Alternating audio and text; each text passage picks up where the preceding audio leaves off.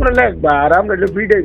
পেশাগত দায়িত্ব পালন করতে গিয়ে শরীয়তপুরে এক বিএনপি নেতার মুখ থেকে শুনতে হলো এমন ঔদ্ধত্যপূর্ণ হুমকি। শরীয়তপুর জেলা প্রশাসক কার্যালয়ের সামনে পেশাগত দায়িত্ব পালনকালে হামলা চালানো হয় দ্য ডেইলি স্টার, নিউজ 24 এবং দৈনিক এদিনের 3 সাংবাদিকের উপর।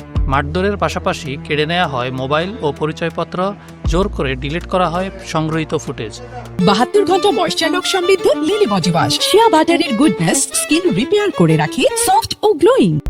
হামলার অভিযোগ উঠেছে জেলা যুবদলের সাবেক সভাপতি আরিফুজ্জামান মোল্লা ও জেলা স্বেচ্ছাসেবক দলের সভাপতি আমান মাতবরের অনুসারীদের বিরুদ্ধে। ফোন করা হলে উল্টো সাংবাদিকদের দেখে নেওয়ার সরাসরি হুমকি দেন যুবদল নেতা আরিফুজ্জামান। অভিযোগ করছে যে আপনিও নাকি মারধরের আরো তো মারবো, শুধু এখন না, আমার বিরুদ্ধে অভিযোগ দিতে পারে, অনেকেই লিস্টে আছে। ইনশাল্লাহ আল্লাহর রহমতে যার খবর পেয়ে যাও। সাংবাদিকদের উপরে আপনারা খেপা কেন? তুমি নিজেও তৈরি থাকো ইনশাল্লাহ। তুমি আছো কোথায় এখন?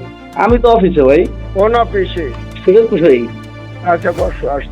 এটা কি কত মানুষে কত কথা কইছে, তুমি অনেক কথা কইছো, বাসার কথা কয়, রাজীব কথা কইছে, এটা আমার ঠিক আছে। তোমরা লেখবা আর আমরা ভিডিও। মানে লেখলে পিটাবেন, বুঝলাম না ভাই। আমার উপরে তো খেপছেন কি সাংবাদিকদের? না, আমার কথা হলো যে তুমি আমারে ফোন করছো, তোমার নিজের পিছনটা আর সিএসটা দেখো। তোমার সঙ্গে আমার কোনো বিরোধ নাই, ছিল না, আছে না।